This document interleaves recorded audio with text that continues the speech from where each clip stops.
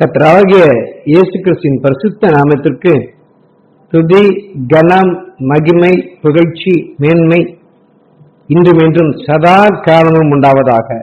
ஆமென். தள்ளப்பட்ட பிரதான மூளைக்கல் என்பது இன்றைய தலைப்பு. Rejected precious stone. 2 தீமோத்தேயு 3:16-17 வேத வாக்கியங்கள் எல்லாம் தேவ ஆவியினால் அருளப்பட்டிருக்கிறது. தேவனுடைய மனுஷன் தேறினவனாகவும் எந்த நற்கிரியையும் செய்ய தகுதி உள்ளவனாகவும் இருக்கும்படியாக அவைகள் உபதேசத்துக்கும் கடிந்து கொள்ளுதலுக்கும் சீர்திருத்தலுக்கும் நீதியை படிப்பிக்குதலுக்கும் பிரயோஜனம் உள்ளவைகளாய் இருக்கிறது என்று எழுதப்பட்டிருப்பதை விசுவாசிக்கிறவர்கள் மாத்திரம் இந்த செய்தியை கேட்க கடவர்கள். 1 பேதுரு 2:7 ஆகையால் விசுவாசிக்கிற உங்களுக்கு அது விலையேற பெற்றது, கீழ்ப்படியாமல் இருக்கிறவர்களுக்கோ வீட்டை கட்டுகிறவர்களால் தள்ளப்பட்ட பிரதான மூளைக்கல்லாகிய அந்த கல் இடறுதற்கேதுவான கல்லும் விழுதற்கேதுவான கண்மலையும் ஆயிற்று என்று எழுதப்பட்டுள்ளது. இந்த பிரதான மூலக்கல்லை, அதாவது ஒரு கல்லை விசுவாசிக்க வேண்டுமா? ஆம், விசுவாசிக்கிறவர்களுக்கு அது விலையேற பெற்றது. 1 பேதுரு 2:4 அந்த கல் ஜீவனுள்ள கல் என்கிறது. விசுவாசிக்காதவர்களுக்கு அது இடரேதுவான கல். அப்படி என்றால் இந்த ஜீவனுள்ள கல்லை விசுவாசிக்காவிட்டால் நித்திய ஜீவனை பெற முடியாது என்று அர்த்தம். விசுவாசிக்காதவர்களுக்கு அது விழுதற்கேதுவான கண்மலை. ஒரு உயரமான கண்மலையில் இருந்து விழுந்தால் என்ன ஆகும் என்று யோசித்து பாருங்கள். இறந்து விடுவோம் அல்லவா? அது கல் மட்டுமல்ல, கண்மலை. இந்த கண்மலையை உலகத்தில் உள்ள அனைவரும் சேர்ந்தாலும் தள்ளிவிட முடியுமா? முடியாது. ஆனாலும் தள்ளிவிட்டார்கள். எதை என்பதை இப்போது பார்ப்போம். தள்ளிவிட்டார்கள், தள்ளி விடுகிறார்கள், இன்னும் தள்ளிவிட்டுக் கொண்டே இருக்கிறார்கள் என்று இயேசு வருத்தப்படுகிறார். அது எப்படி? இந்த கல் தள்ளப்பட்டதை குறித்து இயேசுவே சொன்ன வசனங்களை பார்ப்போம். முதலாவது மத்தேயு 21:42-44 இயேசு அவர்களை நோக்கி, வீடு கட்டுகிறவர்கள் ஆகாதென்று தள்ளின கல்லே மூளைக்கு தலைக்கல் ஆயிற்று, அது கர்த்தராலே ஆயிற்று, அது நம்முடைய கண்களுக்கு ஆச்சரியமாயிருக்கிறது என்று நீங்கள் வேதத்தில் ஒரு காலம் வாசிக்கவில்லையா? இந்த கல்லின் மேல் விழுகிறவன் நொறுங்கி போவான், அது எவன் மேல் விழுமோ அவனை நசுக்க போடும் என்று நான் உங்களுக்கு சொல்லுகிறேன் என்றார்.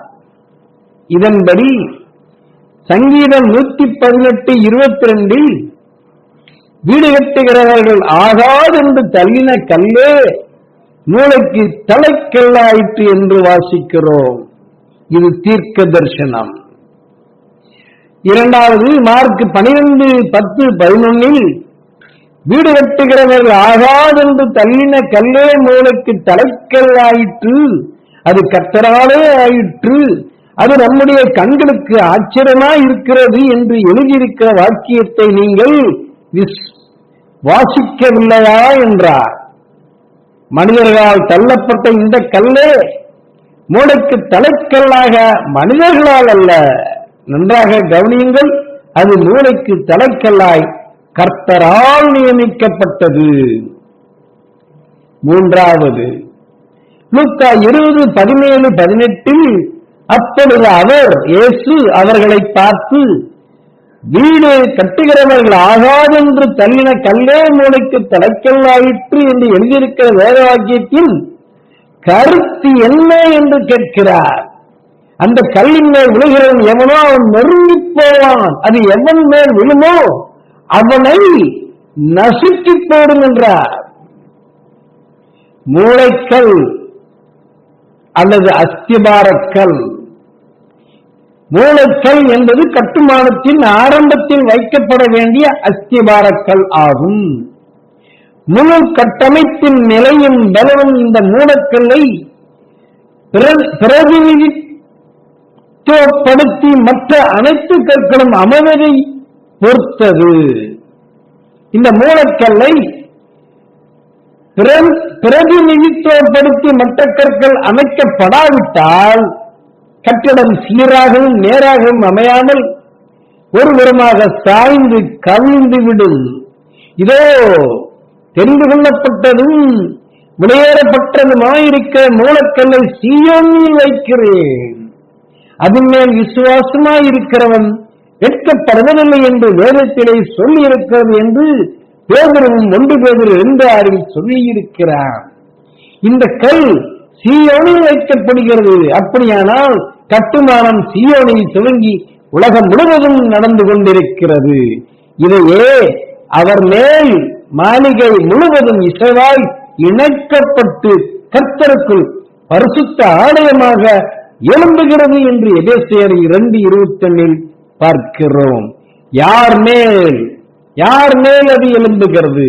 எபேசியர் 2:20 படி மூளை கல்லாயிருக்கிற, அதாவது முதல் அஸ்திபார கல்லாயிருக்கிற இயேசு கிறிஸ்துவின் மேல் 1 பேதுரு 2:5 சொல்லப்பட்டபடி நாம் ஜீவனுள்ள கற்களைப் போல ஆவிக்கேற்ற மாளிகையாகவும் இயேசு கிறிஸ்து மூலமாய் தேவனுக்கு பிரியமான ஆவிக்கேற்ற பணிகளை செலுத்தும்படிக்கு பரிசுத்த ஆசாரிய கூட்டமாகவும் கட்டப்பட்டு வருகிறோம்.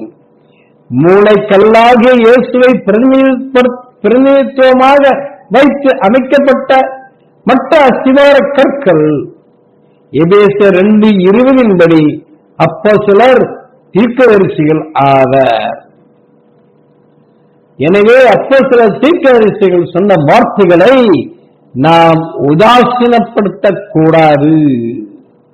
எனவே இயேசுவின் மேல் மாத்திரமல்ல, எபேசியர் 2:20 படி அப்போஸ்தலர் தீர்க்கதரிசிகள் என்பவர்களுடைய அஸ்திவாரத்தின் மேலும் கட்டப்பட்டவர்களமாய் இருக்கிறோம்.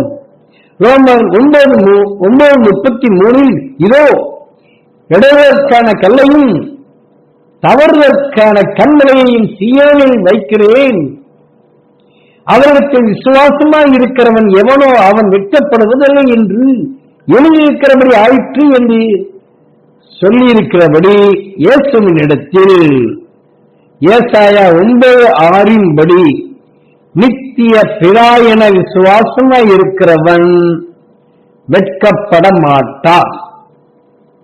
ஆதலால் கர்த்தராகிய ஆண்டவர் உரைக்கிறதாவது, இதோ அஸ்திபாரமாக ஒரு கல்லை நான் சீயோனில் வைக்கிறேன், அது பரீட்சிக்கப்பட்டதும் விலையேறப்பட்டதும் விட அஸ்திபாரம் உன்னதமான மூலக்கல்லாயிருக்கும், விசுவாசிக்கிறவன் பதறான் என்று ஏசாயா 28:16 சொல்லுகிறது.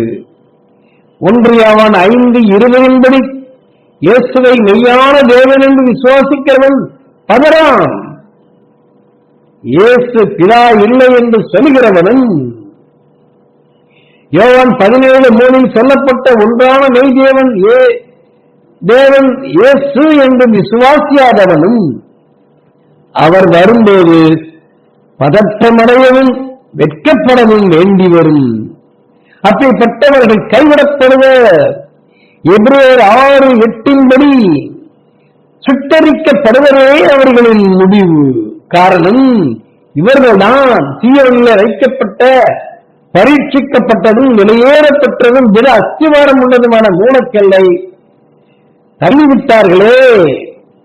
இயேசுவை பிதா இல்லை என்று சொன்னபடியால் யோவான் 12:36 சொன்னபடி மெய்யான ஒளிக்கு பிள்ளைகளாக, அதாவது மெய்யான ஒளியாக இயேசுவை தகப்பனாக ஏற்றுக்கொள்ள அவர்களால் முடியாமல் தன்னை தானே 2 தெசலோனிக்கேயர் 2:4 தேவனென்று காண்பிக்கிற சாத்தானுக்கு பிள்ளைகளாகி விழுந்து போனார்கள். இவ்விதமாக மூளை கல்லாகிய கண்மலை 1 பேதுரு 2:7 சொல்லப்பட்டபடி அவர்களுக்கு இடர்கேதுவான கண்ணும் விடுதற்கேதுவான கண்மலையும் ஆயிற்று. இவர்களுடைய இடருக்கும் விடுதலுக்கும் காரணமான போதகர்களுக்கு யாக்கோபு 3:1 அதிக ஆக்கினை உண்டு. இப்படிப்பட்ட போதகர்களே கிறிஸ்துவாகிய மூலக்கல்லை பரிசுத்த ஆலயம் கட்டுவதற்கு ஆகாது என்று தள்ளினவர்கள். லூக்கா 20:17 வீடு கட்டுகிறவர்கள் ஆகாது என்று தள்ளின கல்லே மூளைக்கு தனக்கையில் ஆயிற்று என்று எழுதியிருக்கிற வேதவாக்கியத்தின் கருத்து என்ன என்று இயேசுவானவர் கேட்ட கேள்விக்கான பதிலை நாம் ஆராய முற்படுவோம், அறிந்து கொள்வோம்.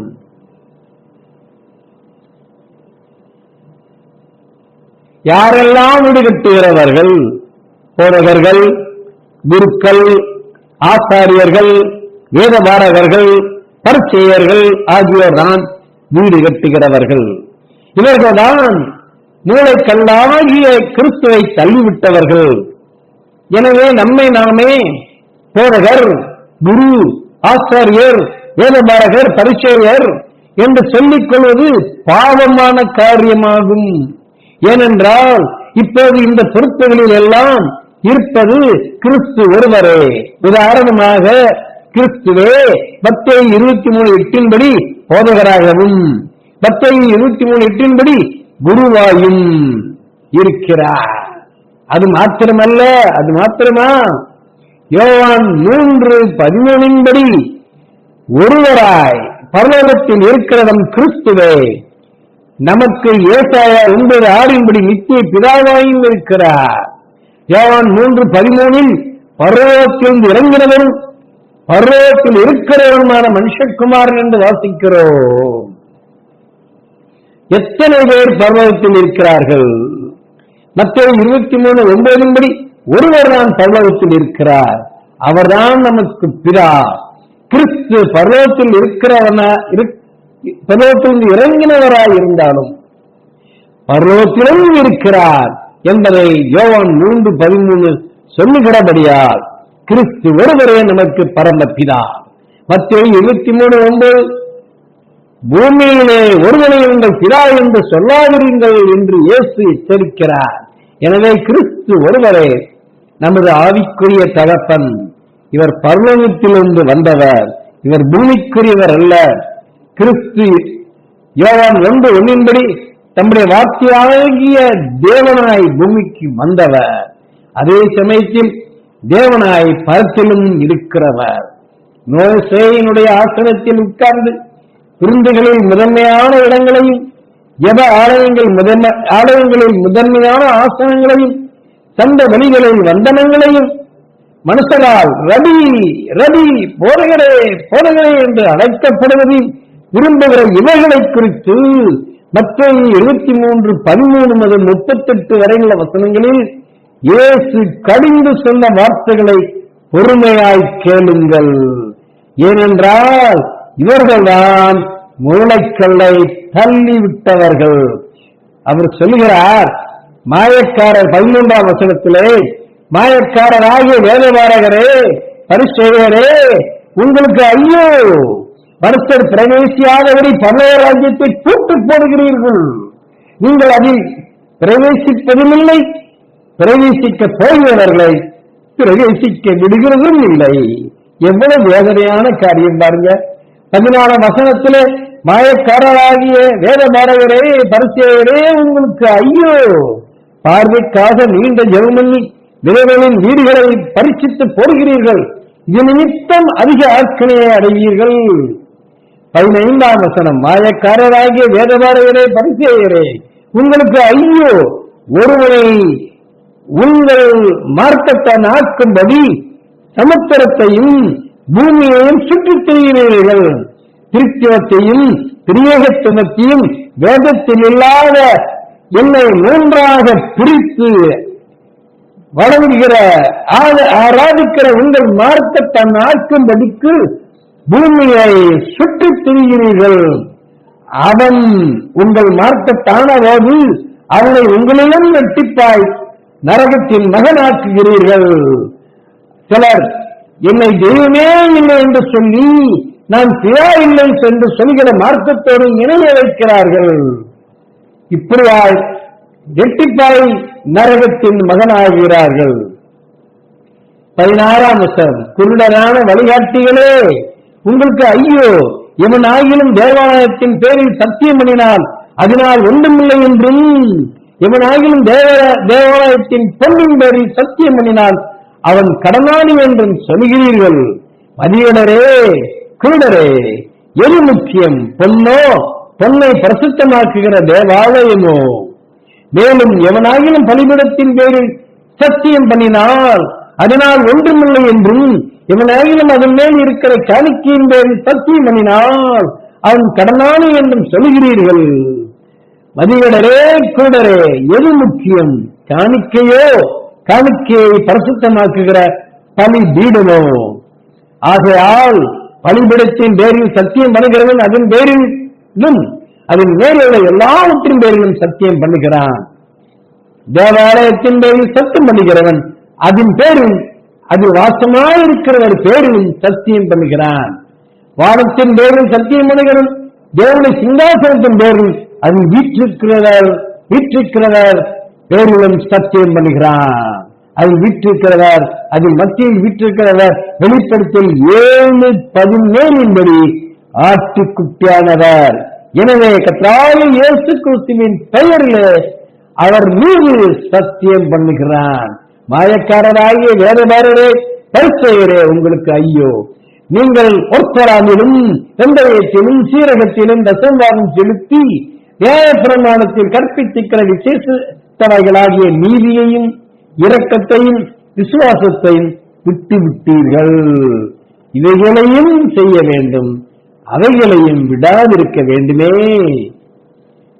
24ஆம் வசனம், குருடரான வழிகாட்டிகளே கொசு இல்லாதபடி வடிகட்டி ஒட்டகத்தை விழுங்குகிறதா இருக்கிறீர்கள். அதாவது இது தங்களை பரிசுத்தவான்களாக காண்பித்து மிகப்பெரிய பாவங்களை மறைவிடங்களில் செய்கிறீர்கள்.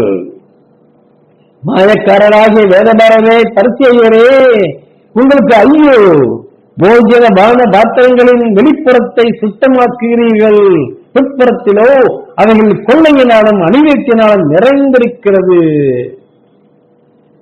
26ஆம் வசனம், குருடரான பரிசேயனே போஜன பாத்திரங்களின் வெளிப்புறம் சுத்தமாகும்படி அவைகளின் உட்புறத்தை முதலாவது சுத்தமாக்கு. மாயக்காரராகிய வேதபாரகரே பரிசேயரே உங்களுக்கு ஐயோ, கொள்ளையடிக்கப்பட்ட கல்லறைகளுக்கு ஒப்பாயிருக்கிறீர்கள், வெள்ளையடிக்கப்பட்ட கல்லறைக்கு ஒப்பாயிருக்கிறீர்கள். அவைகள் புறம்பே அலங்காரமாய் காணப்படும், உள்ளே மரித்தவர்களின் எலும்புகளினாலும் சகல அசுத்தங்களினாலும் நிறைந்திருக்கும். நித்திய ஜீவனை கிறிஸ்துக்குள்ளான ஞானஸ்நானத்தாலே பெறாத ஆத்மா ஜீவனாய் செத்து கிடக்கும் என்பதை இதில் புரிந்து கொள்ளுங்கள்.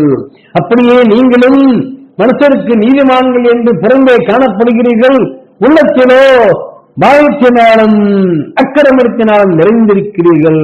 மாயக்காரராகிய வேதபாரகரே பரிசேயரே உங்களுக்கு ஐயோ, நீங்கள் தீர்க்கதரிசிகளின் கல்லறைகளை கட்டி நீதிமான்களின் சமாதிகளை சிங்காரித்து எங்கள் பிதாக்களின் நாட்களில் இருந்தோமானால் அவர்களோடு நாங்கள் தீர்க்கதரிசிகளின் ரத்தப்படிக்கு உடன்பட்டிருக்க மாட்டோம் என்கிறீர்கள். இப்பொழுது நாம் இயேசு வாழ்ந்தபோது உயிரோடு இருந்திருப்போமானால் இயேசுவை சிலுவையில் அறைய உடன்பட்டிருக்க மாட்டோம் என்றும் நீங்கள் சொல்லலாம். ஆகையால் தீர்க்கதரிசிகளை கொலை செய்தவர்களுக்கு புத்திரராயிருக்கிறீர்கள் என்று, இயேசுவை கொலை செய்தவர்களுக்கு புத்திரராயிருக்கிறீர்கள் என்று உங்களை குறித்து நீங்களே சாட்சிகளாயிருக்கிறீர்கள். நீங்களும் உங்கள் பிதாக்களின் அக்கிரம அளவை நிரப்புங்கள். சர்ப்பங்களே, விரியந்தாண்டு குட்டிகளே, நரகாக்கிற்கு எப்படி தப்பித்துக் கொள்வீர்கள்? 34ஆம் வசனம். ஆகையால் இதோ தீர்க்கதரிசிகளையும் ஞானிகளையும் வேதபாரகரையும் உங்களிடத்தில் அனுப்புகிறேன்.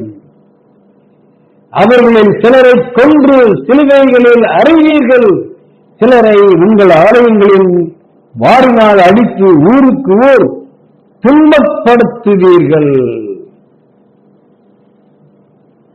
நீதிமானாகிய ஆபேலின் ரத்தம் முதல் தேவாலயத்துக்கும் பலிபீடத்துக்கும் நடுவே நீங்கள் கொலை செய்த பரகியாவின் குமாரனாகிய சகரியாவின் ரத்தம் வரைக்கும் பூமியின் மேல் சிந்தப்பட்ட நீதிமான்களின் ரத்த வழியெல்லாம் உங்கள் மேல் வரும்படி இப்படி செய்வீர்கள். இவைகளெல்லாம் இந்த சந்ததியார் மேல் வரும் என்று மெய்யாகவே உங்களுக்கு சொல்கிறேன். எருசலேமே, எருசலேமே, கிறிஸ்தவர்களே, கிறிஸ்தவர்களே, தீர்க்கதரிசிகளை கொலை செய்து உன்னிடத்தில் அனுப்பப்பட்டவர்களை கல்லறிகிறவனே, கோழியை தன் குஞ்சுகளை தன் சிறைகளின் கீழே கூட்டி சேர்த்துக் கொள்ளும் வண்ணமாக எத்தனையோ நேரமும் உன் பிள்ளைகளை கூட்டி சேர்த்துக் கொள்ள மனதாயிருந்தேன். உங்களுக்கோ மனதில்லாமல் போயிற்று. இயேசு கிறிஸ்துவின் நாமத்தினாலே ஞானஸ்நானம் பெற்று என்னிடம் வாருங்கள், மனம் திரும்பி பாவமன்னிப்பை பெற்று என்னிடம் வாருங்கள் என்று எத்தனையோ நேரம் சொல்லியும் உங்களுக்கோ மனதில்லாமல் போயிற்று. இதோ உங்கள் வீடு உங்களுக்கு பாழாக்கி விடப்படும். இவ்விதமாய் வீடு கட்டுகிறவர்களை கடிந்து கொண்ட இந்த இயேசு கிறிஸ்துவின் வார்த்தைகள் மூலம் நாம் அறிய வருகிறோம். என்ன அறிய வருகிறோம் என்பதை இப்போது பார்ப்போம். மத்தேயு 23:13ஆம் வசனத்தில் மனுஷர் பிரவேசியாதபடி பரலோக ராஜ்யத்தை இவர்கள் பூட்டி போடுகிறார்கள். பரலோக ராஜ்யத்தையே பூட்டி போடுகிற அளவிற்கு இவர்களுக்கு எப்படி பலம் வந்தது? இயேசுவால் கடிந்து கொள்ளப்பட்ட பரிசேயர்கள் யார்? கிபி முதல் நூற்றாண்டில் இருந்த யூத மதத்தின் முக்கிய பிரிவை சேர்ந்தவர்கள் இவர்கள் குருமார் வம்சத்தை சேர்ந்தவர்கள் கிடையாது. திருச்சட்டத்தில் இருந்த சின்ன சின்ன விஷயங்களை கூட மிக கராராக பின்பற்றினவர்கள். திருச்சட்டத்துக்கு கொடுக்கிற அதே முக்கியத்துவத்தை வாய்மொழி பாரம்பரியங்களுக்கு கொடுக்க வேண்டும் என்று கற்றுக் கொடுத்தார்கள். மத்தேயு 23:23 இவர்களை குறித்து இயேசு சொல்லுகிறார். கிரேக்க கலாச்சாரத்தின் செல்வாக்கை எதிர்த்தார்கள். திருச்சட்டத்தையும் பாரம்பரியங்களையும் நன்றாக தெரிந்து வைத்திருந்ததால் மக்கள் மீது அதிகாரம் செலுத்தினார்கள்.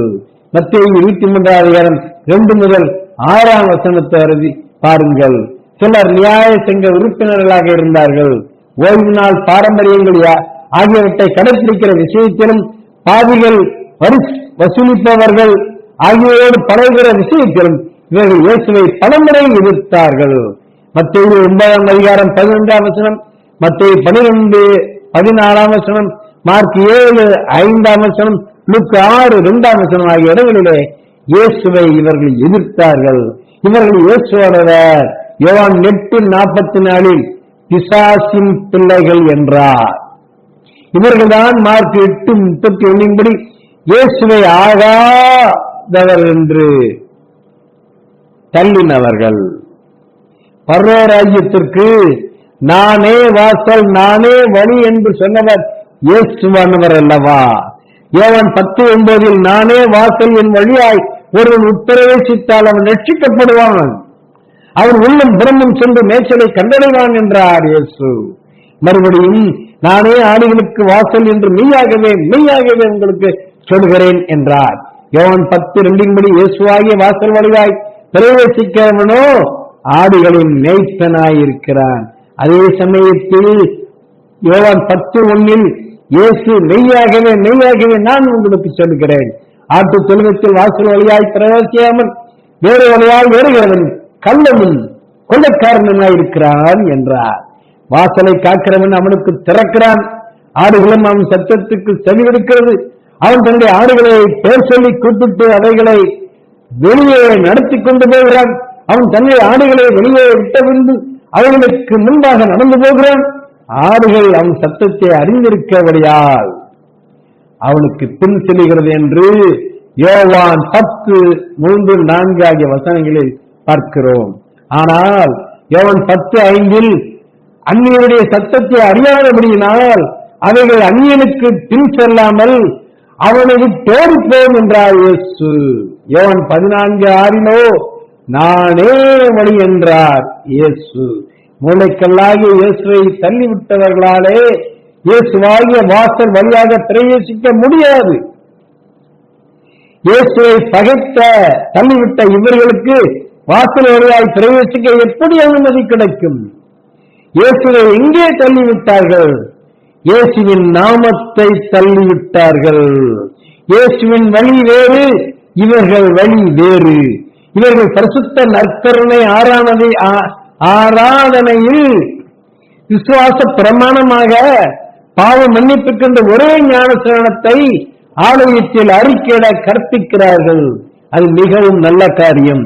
ஆனால் பருவம் கடந்தவர்களுக்கான ஞானஸ்நான முறைமையில் இவர்கள் போதிக்கிறதும் என்னவென்றால், அப்போஸ்தலனாகிய பேதுருவும் சுவிசேஷத்தை முதல் பிரசங்கித்த போது அநேகர் தங்கள் இருதயத்தில் குத்தப்பட்டவர்களாய் அவனையும் மற்ற சகோதரர்களையும் பார்த்து, சகோதரரே நாங்கள் என்ன செய்ய வேண்டும் என்று கேட்க, அவன் மாறுத்தரமாக நீங்கள் மனம் விரும்பி ஒவ்வொருவரும் பாவம் மன்னிப்புக்கென்று ஞான ஸ்நானம் பெற்றுக் கொள்ளுங்கள், பாவம் மன்னிப்புக்கென்று ஞான ஸ்நானம் பெற்றுக் கொள்ளுங்கள், அப்பொழுது பரிசுத்த பெறுவீர்கள். வாக்குத்தத்தமானது உங்களுக்கும் உங்கள் பிள்ளைகளுக்கும் நம்முடைய தேவனாகிய கர்த்தர் வரவழைக்கும் தூரத்தில் உள்ள யாவருக்கும் உண்டாயிருக்கிறது என்று சொல்கிறார்கள். இதில் மறுமையிலும் மன்னிக்கப்படாத ஒரு பாவம் அடங்கி இருக்கிறது. அது என்ன? பேதுரு சொன்னதாக இவர்கள் போதித்த இந்த வசனம் அப்போஸ்தலர் 2:37-39 வரை அடங்கி இருக்கிறது. இந்த பகுதியை வேதத்தில் திறந்து வைத்துக் கொள்ளுங்கள், வாசித்து பாருங்கள். இந்த பகுதியிலே இயேசு கிறிஸ்து என்னும் மேலான நாமத்தை தள்ளிவிட்டு போய்த்திருக்கிறார்கள். பாவம் மன்னிப்பு கண்டு இயேசு கிறிஸ்து நாமத்தினாலே என்று சொல்வதற்கு பதிலாக, இயேசு கிறிஸ்து நாமத்தினாலே ஞானஸ்நானம் பெற்றுக் கொள்ளுங்கள் என்று சொல்வதற்கு பதிலாக, பாவம் மன்னிப்பு கண்டு ஞானஸ்நானம் பெற்றுக் கொள்ளுங்கள் என்று மாத்திரம் இயேசு கிறிஸ்து நாமத்தை தள்ளிவிட்டு போதிக்கிறார்கள். இப்போதும் போதித்துக் கொண்டிருக்கிறார்கள். இதுதான் லூக்கா 20:17 வீடு கட்டுகிறவர்கள் ஆகாது என்று தள்ளின கல்லே மூளைக்கு தலைக்கல்லாயிற்று எழுதியிருக்க வேத வாக்கியத்தின் கருத்து என்ன என்று இயேசு கேட்ட கேள்விக்கான பதில். வீடு கட்டுவர்களாகிய இவர்கள் இயேசு கிறிஸ்து நாமத்தை தள்ளிவிட்ட இந்த காரியமே மூளைக்கல்லை இயேசுவை தள்ளிவிடுகிற செயலாக வேதம் பல வசனங்களில் போதிக்கிறது மாத்திரமல்ல, இந்த கல்லாகிய இயேசுவை தள்ளிவிட்ட போதகர்கள் மேல் இந்த கல் விழும். இந்த கல் மாத்திரமல்ல, இந்த கண்மலையை தள்ளிவிட்ட போதகர்கள் மேலேயே விழும்போது அவர்கள் நொறுங்கி நசுங்கி போவார்கள். ஏசப்பா, இதில் பரிசுத்த ஆவியானவர் பேதுருவில் இறங்கி பேசுகிறார் என்பதை முதலாவது நாம் ஏற்றுக்கொள்ள வேண்டும். அப்போஸ்தலர் 2:38 பரிசுத்த ஆவியானவர் பேதுருவில் இறங்கி பேசுகிறார் என்பதை ஏற்றுக்கொள்ள வேண்டும். இல்லை, பரிசுத்த ஆவியானவர் பேசவில்லை, சுயமாய் பேதுரு பேசுகிறான் என்று சொல்ல முற்படுகிறவர்கள், அவ்விதமாய் பேதுரு சுயமாய்த்தான் பேசினான் என்பதற்கு வேதத்தில் எந்த ஆதாரமும் அவர்கள் காட்ட முடியவில்லை. இந்த மூலக்கல்லானது அவர்களையும் அவர்கள் மூலமாய் மற்றவர்களையும் இடர பண்ணுகிறது. 1 பேதுரு 2:7 இந்த கல் இடர சேர்ந்தவன கல்லாயிற்று. இந்த கண்மலையோ மலையிலிருந்து விழுந்தால் என்ன ஆகுமோ அந்த நிலைக்கு அவர்களை ஆளாக்கிற்று. இந்த கல் சீயோனிலே வைக்கப்பட்ட கல். சங்கீதம் 110:2 இந்த கல் சீயோனிலிருந்து அனுப்பப்பட்ட கர்த்தருடைய சொந்தோர். சீயோனிலிருந்து வேதமும் எருசலேமிலிருந்து கர்த்தரின் வசனமும் வெளிப்படும் என்று ஏசாயா 2:3 மற்றும் மீகா 4:2 வாசிக்கிறோம். இங்கே சொல்லப்பட்ட வேதமும் கர்த்தரின் வசனமும் ஒன்றுதான்.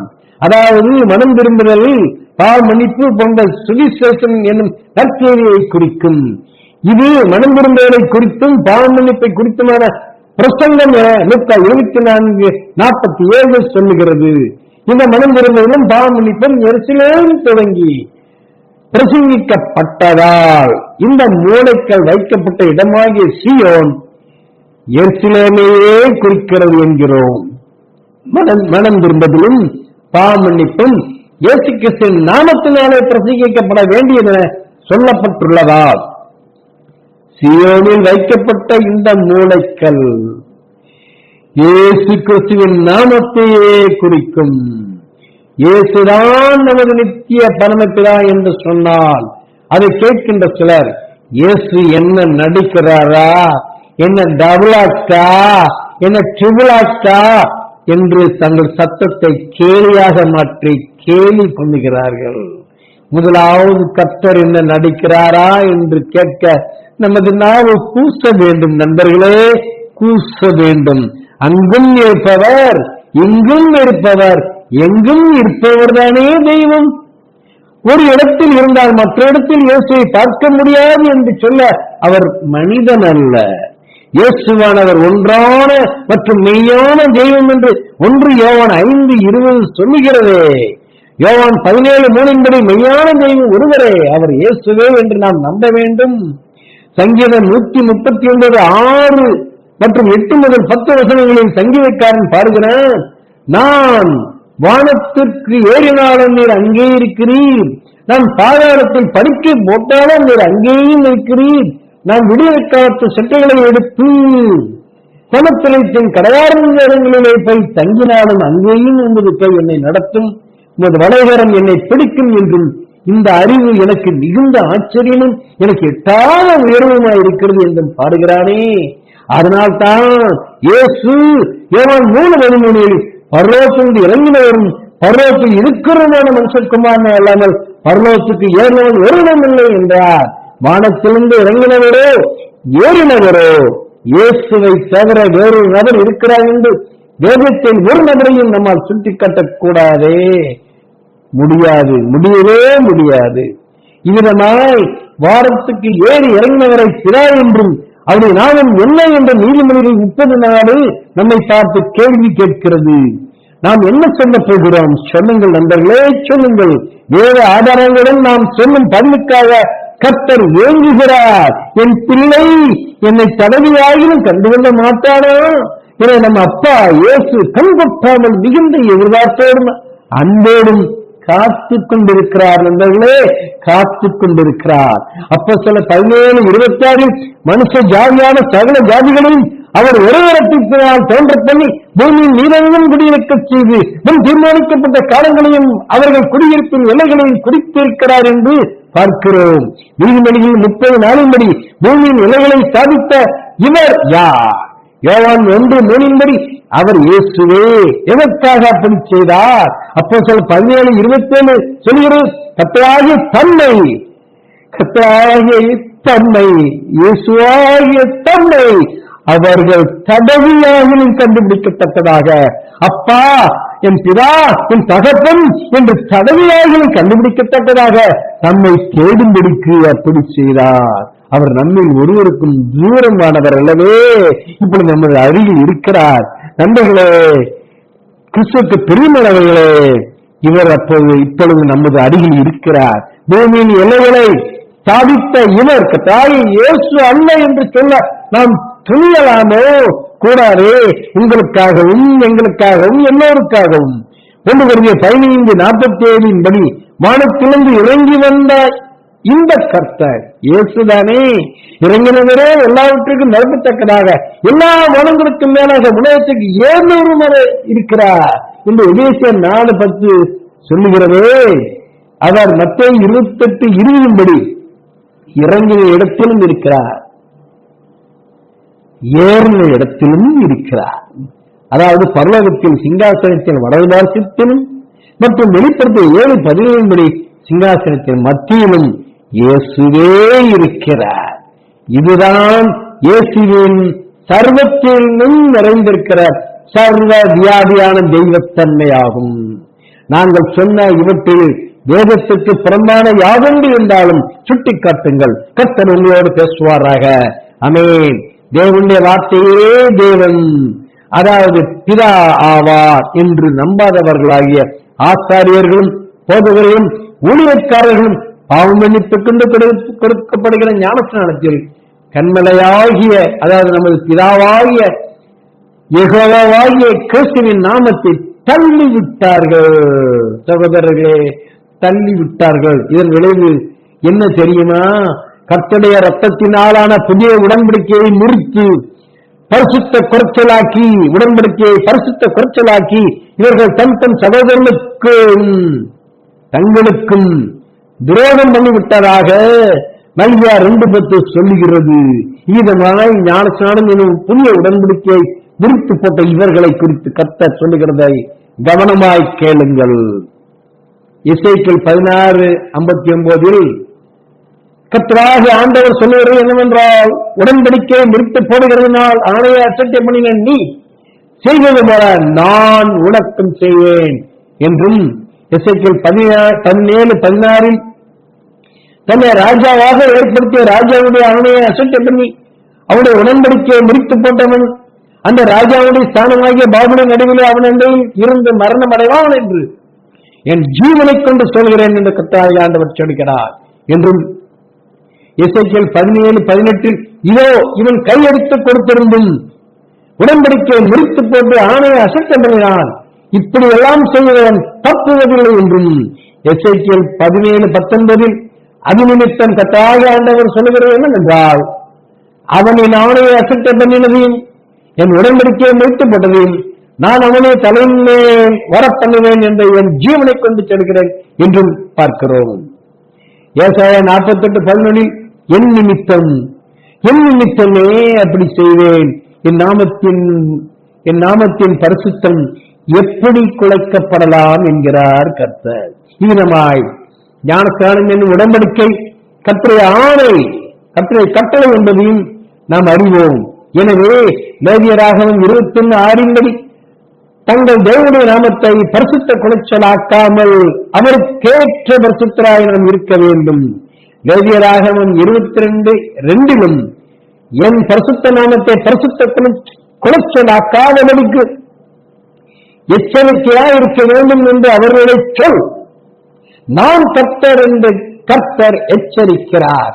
மேலும் லேவியராகமம் 22:32 என் பரிசுத்த நாமத்தை, இயேசுவின் நாமத்தை பரிசுத்த குலைச்சலாக்கா இருப்பீர்களாக, நான் இஸ்ரவேல் புத்திரர் நடுவே பரிசுத்தர் என்று மதிக்கப்படுவேன், நான் உங்களை பரிசுத்தமாக்குற கர்த்தர் என்று இயேசு சொல்லுகிறார்.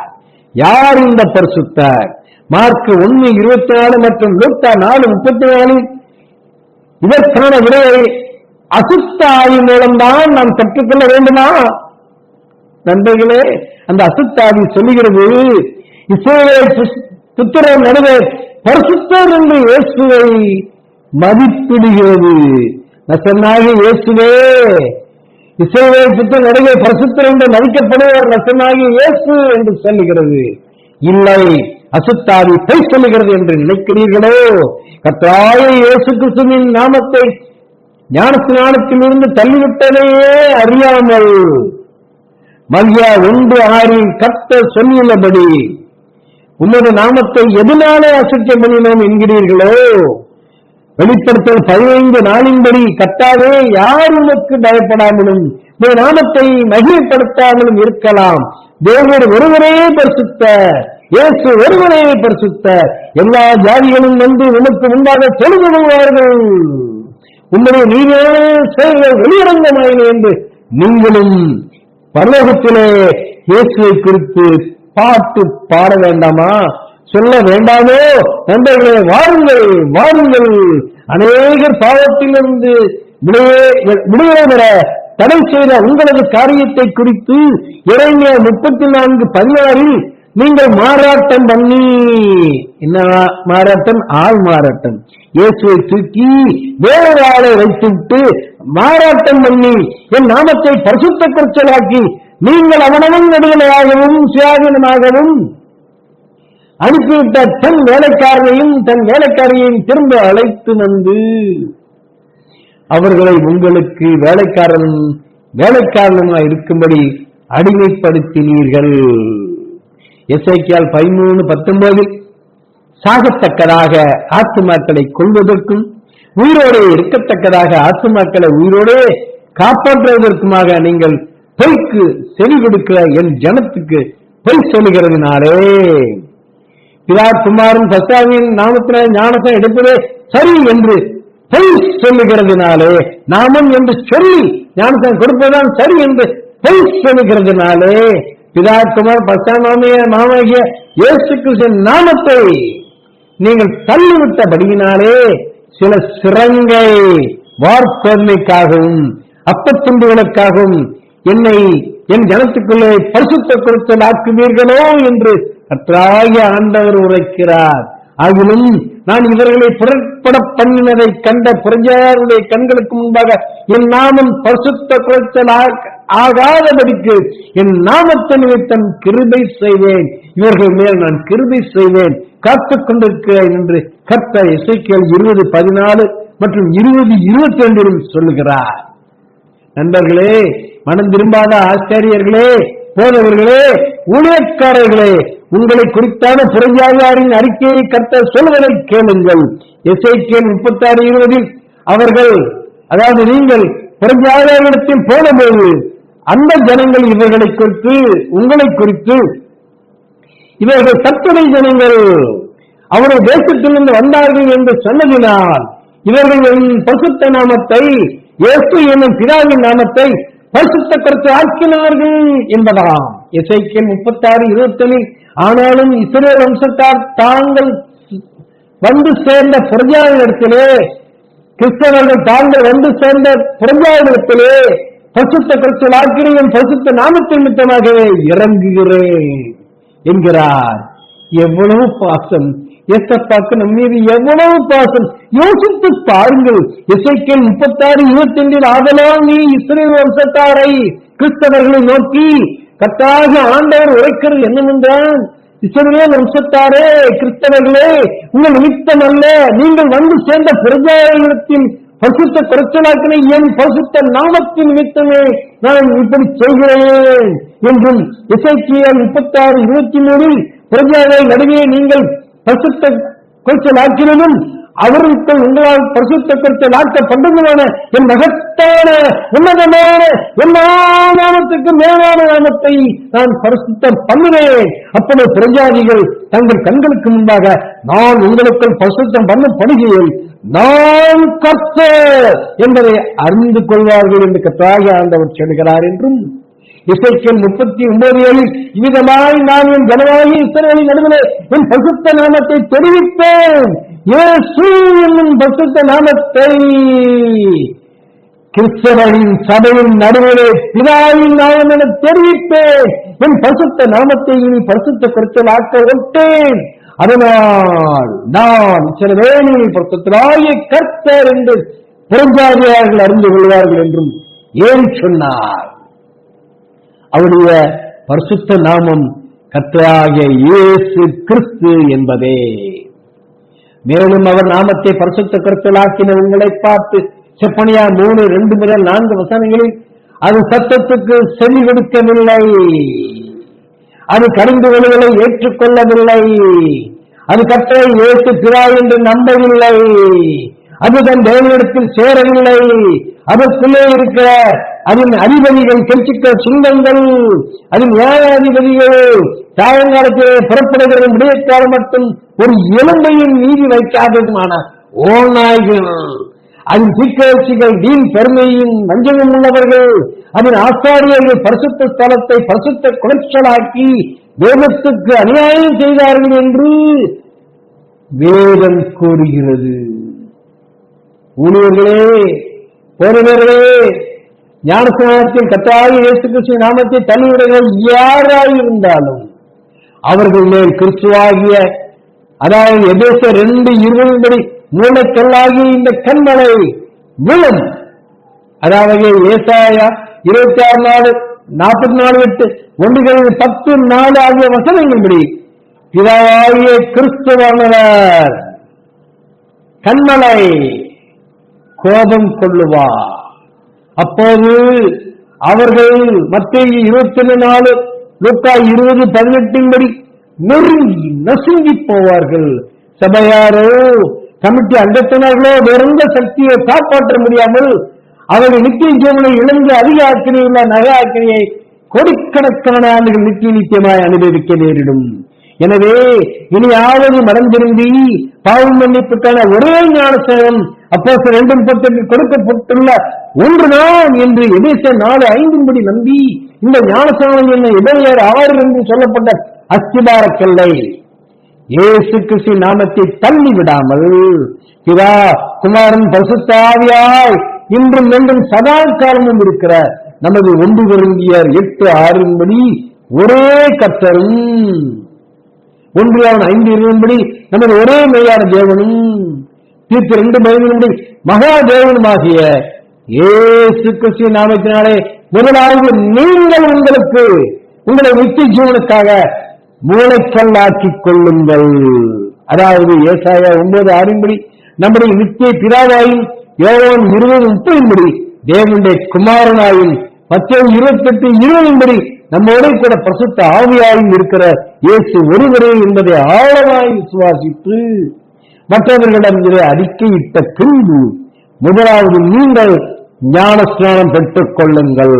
ஆகையால் ரோமர் 13:5 நீங்கள் கோபாட்டின் நிமித்தம் மாத்திரமல்ல, நாம் நரகத்திற்கு போய்விடுமே என்று பயந்து மாத்திரமல்ல, மனசாட்சி நிமித்தம் இயேசுதான் பிதாவின் மனசாட்சி நிமித்தம் இந்த ஞானஸ்நானத்திற்கு அப்போஸ்தலர் 22:16 உள்ளபடி உங்கள் பாவங்கள் போக கழுவப்பட கீழ்ப்படிய வேண்டும். அதற்கு பின்பு நீங்கள் உங்கள் சபையார் எல்லோருக்கும் மற்றவர்களுக்கும் மனம் திரும்புவதின் அவசியத்தை போதித்து இந்த மெய்யான மாயமற்ற விசுவாசத்தை அறிக்கை பண்ண வைத்து பிதா குமாரன் பரிசுத்த ஆவியின் நாமமாகிய கர்த்தராகிய இயேசு கிறிஸ்துவின் நாமத்தினாலே உங்களுக்கு உங்களது மனம் திரும்பிய பாவங்கள் மன்னிக்கப்படும் என்ற தீர்க்கமாய் விசுவாசித்து ஞானஸ்நானம் கொடுக்கிறேன். இந்த ஞானஸ்நானத்தை பெற்றுக் கொள்ளுங்கள் என்று சொல்லி ஞானஸ்நானம் கொடுப்பீர்களாக.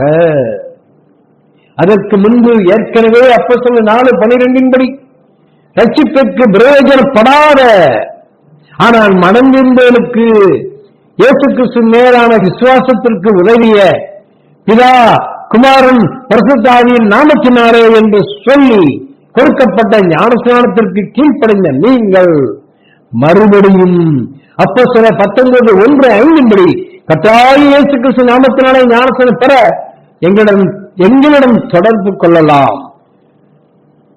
போன் +91 89036 81274 இது வாட்ஸ்அப் நம்பர். +91 984318124 நாங்கள் உங்களுக்கு உதவ தயாராக இருக்கிறோம். கர்த்தராகிய இயேசு கிறிஸ்துவின் நாமத்தினாலே ஞானஸ்நானம் பெறாத ஒருவன் மற்றவர்களுக்கு இயேசு கிறிஸ்துவின் நாமத்தினாலே ஞானஸ்நானம் கொடுக்க தகுதியற்றவன். அவன் தண்ணீரின் இந்த ஞானஸ்நானம் பெறும் முன்னதாக ஆவியினாலும் அக்கினியினாலும் இயேசுவால் ஞானஸ்நானம் பெற்றவனாய் இருந்தால் இந்த நிபந்தனை அவனுக்கு கிடையாது என்று சொல்லுவதற்கு இப்போது அந்த விதமாய் ஆவியினாலும் அக்கினியினாலும் ஞானஸ்நானம் இயேசுவானவரிடம் பெற்றவர்கள் அருகில் இல்லை. எனவே உங்கள் ஆத்மா ஜீவன் பெற நாம் உயிரோடு இருக்கும்போது தாமதியாமல் கிறிஸ்துக்குள்ளான இந்த ஞானஸ்நானத்தினாலே கலாச்சார 3:27 கிறிஸ்துவை தடுத்துக் கொள்வதற்கு, அதாவது ஏசாயா 61:8-10 ரட்சிப்பின் அர்த்தங்களான கல்யாண வஸ்திரம் மத்தேயு 22:11-13 உடுத்திக் கொள்வதற்கும், அதாவது 2 கொரிந்தியர் 11:2 கிறிஸ்துவாகிய ஒரே புருஷனுக்கு மனைவியாக நியமிக்கப்படவும் நீங்கள் வைராக்கியத்துடன் மிகுந்த வைராக்கியத்துடன் கீழ்ப்படிய பண்ணுங்கள். கர்த்தர் இன்னும் உங்களுக்காக உங்கள் ரட்சிப்புக்காக காத்துக் கொண்டிருக்கிறார். கர்த்தர் உங்களை ஆசீர்வதிப்பாராக. ஆமென். கலாத்தியர் 3:27 கிறிஸ்துக்குள்ளான ஞானஸ்நானத்தினாலே கிறிஸ்துவை தடித்துக் கொள்ளாதவர்கள் உபத்திர காலத்திற்கும் நுழைய வேண்டி வரும். உபத்திர காலத்திலும் ரத்த சாட்சியாக மறிக்க பயந்து 1000 வருட அரசாட்சிக்குள் குடிமக்களாய் தள்ளப்படுவார்களானால் அந்த 1000 வருடம் முடியும் போது விடுதலையான சாத்தான் வெளிப்படுத்தல் 20:8 பூமியின் 4 திசைகளிலும் உள்ள ஜாதிகளாகிய கோகையும் ஆகோகையும் மோசமாக்கும் படிக்கும் அவர்கள் யுத்தத்திற்கு கூட்டிக் கொள்ளும் படிக்கும் புறப்படுவான்.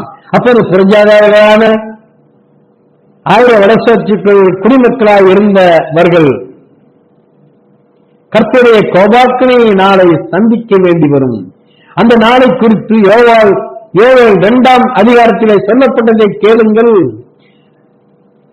முதல் வசனம் சொல்கிறது, சீயோனிலே கிறிஸ்தவர்களுக்குள்ளே எக்காலம் ஊதுங்கள், என் பரிசுத்த பர்வதத்திலே எச்சரிப்பின் சத்தமிடுங்கள். தேசத்தின் குடிகள் எல்லாம் தத்தளிக்க கடவர்கள், ஏனெனில் கர்த்தருடைய நாள் வருகிறது, அது சமீபமாயிருக்கிறது. அது இருளும் அந்தகாரமுமான நாள், அது மட்டும் மந்தாரமுமான நாள். யோவேல் 2ஆம் அதிகாரம். யோவேல் 2ஆம் அதிகாரம். விடியற்கால வெளுப்பு பர்வதங்களின் மேல் பரவுகிறது போல ஏராளமான பலத்த ஒரு ஜாதி தீவிரமாக வந்து பரவும். அப்படிப்பட்டது முன் ஒரு காலத்திலும் உண்டானதும் இல்லை, இனி தலைமுறையாக வரும் வருஷங்களிலும் உண்டாவதும் இல்லை. அவைகளுக்கு முன்னாக அக்கினி பட்சிக்கும், அவைகளுக்கு பின்னாக ஜுவாலை எரிக்கும், அவைகளுக்கு முன்னாக தேசம் ஏழையும் தடுத்த போலவும் அவைகளுக்கு பின்னாக பாழான வனாந்தரத்தை போலவும் இருக்கும். அவைகளுக்கு ஒன்றும் தப்பி போவதில்லை. அவைகளின் சாயல் குதிரைகளின் சாயலை ஒத்தது, அவைகளின் குதிரை வீரையைப் போலவும் ஓடும். அவைகள் ஓடுகிற ரதங்களின் இறைச்சலை போலவும் செத்தைகளை எரிக்கிற அக்கினி ஜுவாலின் இறைச்சல் போலவும் யுத்தத்துக்கு ஆயத்தப்பட்ட பலத்த ஜனத்தின் இறைச்சல் போலவும் பர்வதங்களுடைய சிகரங்களின் மேல் குதிக்கும். அவர்களுக்கு முன்பாக ஜனங்கள் நடுங்குவார்கள், எல்லா முகங்களும் கருகி போகும். அவைகள் பராக்கிரமசாலிகளைப் போல ஓடும், யுத்த வீரரைப் போல மதிலேறும். வரிசைகள் திசையாமல் ஒவ்வொன்றும் தன் அணியிலே செல்லும், ஒன்றை ஒன்று நெருங்காது, ஒவ்வொன்றும் தன் பாதியிலே செல்லும். அவைகள் ஆயுதங்களுக்குள் விழுந்தாலும் காயப்படாமற் போகும். அவைகள் பட்டணம் எங்கும் செல்லும், பட்டணம் முழுவதும் செல்லும், மதிலின் மேல் ஓடும், வீடுகளின் மேல் ஏறும், பல கனி வழியாய் திருடனைப் போல உள்ளே நுழையும். ஒருவரும் தப்ப முடியாது. கிறிஸ்து கண்பானவர்களே, கர்த்தரின் கோபாக்கினைக்கு ஒருவரும் தப்ப முடியாது. அவைகளுக்கு முன்பாக பூமி அதிரும், வானங்கள் அசையும், சூரியனும் சந்திரனும் இருண்டு போகும், நட்சத்திரங்கள் ஒளி மழுங்கும். கர்த்தர் தமது சேனைக்கு முன் சத்தமிடுவார். அவருடைய பாளையம் மகா பெரியது, அவருடைய வார்த்தையின்படி செய்கிறதற்கு பல்லமை உள்ளது. கர்த்தருடைய நாள் பெரிதும் மகா பயங்கரமாயிருக்கும், அதை சகிக்கிறவன் யார்? இந்த நாளை குறித்து வெளிப்படுத்தல் 14, 19, 20 சொல்லப்பட்டபடி அப்பொழுது அந்த தூதன், தேவனுடைய தூதன் தன் அறிவாளை பூமியின் மேல் நீட்டி பூமியின் திராட்சை பழங்களை அறுத்து தேவனை கோபாக்கினை எனும் பெரிய ஆலையிலே போடுவான். பெரிய ஆலையை போட்டான். நகரத்திற்கு புறம்பேயுள்ள அந்த ஆலையிலே அது விதிக்கப்படும். அந்த ஆலையிலிருந்து 1600 ஜாதி தூரத்திற்கு புறஞ்சாதியார்களின் ரத்தம் புறப்பட்டு குதிரைகளின் கடிவாளங்கள் மட்டும் பெருகி வரும். நாம் இவ்விதமாய் கருத்துள்ள அறிவாளால், அதாவது நாமல்ல, 1000 வருஷாட்சியிலே குடிமக்களாய் இருந்த புறஜாதியார் இவ்விதமாய் கருத்துள்ள அறிவாளால் வெட்டப்பட்டு மிதிபட்டு சாக வேண்டும். நீங்கள் அப்படி சாக வேண்டுமா? வேண்டாம் நண்பர்களே, வேண்டாம். அதனால் நீங்கள் இப்பொழுதே உபவாசத்தோடும் அழுகையோடும் புலம்பலோடும் உங்கள் முழு இருதயத்தோடும் என்னிடத்தில் திரும்புங்கள் என்று கர்த்தர் இயேசு சொல்லுகிறார். நமக்காக, நம்முடைய ஆத்ம ரட்சிப்புக்காக இயேசுவே நம் நித்திய பரமபிதா என விசுவாசித்து கர்த்தரின் நாமத்தினாலே, ஒரே கர்த்தராகிய இயேசுவின் நாமத்தினாலே மார்க் 16:16 படி ரட்சிக்கப்பட ஞானஸ்நானம் பெற்றுக் கொள்ளுங்கள். அப்பொழுது அப்போஸ்தலர் 2:30 பரிசுத்த ஆவியின் வரத்தை பெறுவீர்கள். வாக்குத்தத்தமானது உங்களுக்கும் உங்கள் பிள்ளைகளுக்கும் நம்முடைய தேவனாகிய கர்த்தர் வர்றவரைக்கும் தூரத்தில் யாவருக்கும் உண்டாயிருக்கிறது. எனவே யோவான் 2:13 படி நீங்கள் உங்கள் வஸ்திரங்கள் அல்ல, உங்கள் இருதயங்களை கிழித்து உங்கள் தேவனாகிய கர்த்தரிடத்தில் திரும்புங்கள். அவர் இரக்கமும் மனவிருக்கமும் நீடிய சாந்தமும் மிகுந்த கிருபையும் உள்ளவர். அவர் தீங்குக்கு மனஸ்தாபப்படுகிறவராய் இருக்கிறார். இயேசு கிறிஸ்து 1 தெசலோனிக்கேயர் 4:17 உள்ளபடி தம்முடைய சபையை எடுத்துக்கொள்ள வரும்போது நாம் உயிரோடு இருந்தால் மறுரூபமாகி அல்லது மரித்திருந்தால் உயிர்த்தெழுந்து அவருடனே கூட இருக்க, அதாவது உபத்திர காலத்துக்கு தப்ப இப்பொழுதே கர்த்தருடைய நாமத்தினாலே ஞானஸ்நானம் பெற்று நாம் எல்லோரும் பரிசுத்தமாகிக் கொள்ளுவோம். ஆமென். ஜெபம். எங்களை அளவுக்கு அதிகமாய் நேசிக்க எங்கள் பரம தகப்பனாகிய இயேசு கிறிஸ்துவே, அறியாமல் உம்முடைய நாமத்தை பிதாவின் நாமம் அல்ல, உம்முடைய நாமம் கர்த்தராகிய இயேசு கிறிஸ்து என்ற நாமம் பரிசுத்தாவின் நாமம் அல்ல என்று நாங்கள் நினைத்திருந்த காரணங்களை எல்லாம் மறந்து உம்முடைய நாமம் ஒன்றே பெரிது, உம்முடைய நாமத்தினாலேயே பரிசுத்த ஆவியானவர் வந்தார், நீ எங்களோடு கூட உம்முடைய நாமத்தினாலே இப்போது இருக்கிறீர், உம்முடைய நாமமே எங்களுடைய பிதாவின் நாமம், நீரே எங்கள் ஒளி, ஒளி எங்கள் தகப்பன், மெய்யான ஒளியாக இயேசு எங்கள் பிதாவின் நாமம் என்று நாங்கள் விசுவாசித்து அதை தீர்க்கமாய் நம்பி அதை அநேகருக்கு அறிக்கை செய்து அநேகர் இந்த விசுவாசத்துக்கு வரும்படிக்கு அழைத்து, இயேசுவே நீர் உம்முடைய பரிசுத்த ஆவியினாலே எங்களுடைய பாவங்கள் கழுவப்படுவதற்கு இதோ இருதயங்களை எல்லாம் ஏவி உம்முடைய பரிசுத்த நாமத்தினாலே கர்த்தராகிய இயேசு கிறிஸ்து என்னும் நமது மேலான நாமத்தினாலே ஞானஸ்நானம் பெறும்படிக்கு அநேக இருதயங்களை நீர் உமக்கண்டை கொண்டு வாருமப்பா. தேவனே, இயேசுவே, உம்முடைய வருகையின் போது வெளிப்படுத்தல் 14:1 சொல்லப்பட்ட அந்த 1,44,000 பேர்களை கர்த்தராகிய உம்முடைக்கே நாங்கள் ஒரு மனைவியாய் கற்புள்ளவர்களாய் இணைக்கப்பட எங்களுக்கு இந்த உடன்படிக்கையை நிறைவேற்றி தாருங்க ராஜா, உமக்குள்ளே நிறைவேற்றி தாருங்க. அநேகர் உமக்குள் இப்படியாய் உம்முடைய நாமத்துக்குள்ளாய் தேவனே உம்மை தரித்துக் கொண்டு ரட்சிப்பின் வஸ்திரங்களை அணிந்து கொண்டு உம்மோடு கூட உம்முடைய கல்யாணத்திற்கு மனைவியாய் தயவாகும்படிக்கு கிருபை செய்யுங்க ராஜா. ஏசப்பா, இறங்குங்க தகப்பனே.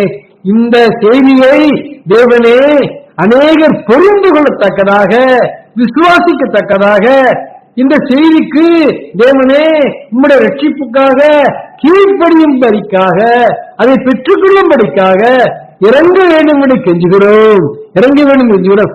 ஒருவரும் தேவனே உபத்திர காலத்துக்குள் தள்ளப்பட்டு விடாதபடி காத்துக்கொள்ளும். அப்படி தள்ளப்பட்டு விட்டாலும் அந்த நாட்களே இயேசு கிறிஸ்து நாமத்திலே ஞானம் எடுக்க முடியாவிட்டாலும் இயேசுவே பரமபிதா என்று விசுவாசத்தை ரட்சித்தாக்கிய மடிக்க அவர்களுக்கு தைரியம் கொடுங்க ராஜா, தைரியம் கொடுங்க. முதலாம் உயிர்த்தெழுதலிலே அப்பொழுதுதானே அவர்கள் பங்கடைவார்கள். கிறிஸ்துவே இறங்கும் ராஜா, இறங்கும் ராஜா. ஏசப்பா இறங்க ராஜா, இறங்க இறங்க. உம்முடைய கிருபையை காண்பீங்க இயேசுவே. உம்முடைய ரட்சிப்புக்காய் உம்முடைய ஜனங்கள் காத்திருக்கிறார்கள்.